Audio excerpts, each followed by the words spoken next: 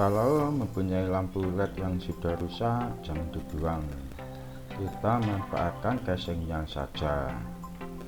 Dan kemudian kita tambahkan alat, yaitu mesin lampu LED seperti ini. Mesin ini saya beli di lapak online, harganya kisaran Rp5.000. Langsung saja ke pengerjaannya dan ikuti cara-cara seperti yang ada di video ini.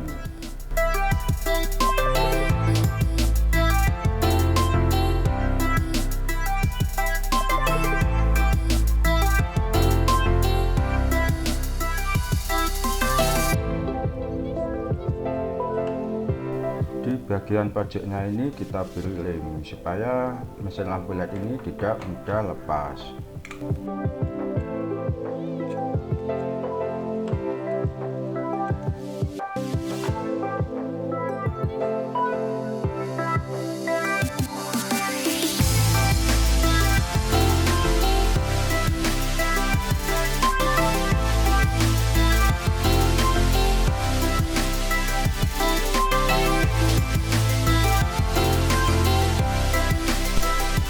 Bagian pojoknya lampu LED ini bisa kita tambahkan potongan kabel untuk memperkuat lemnya.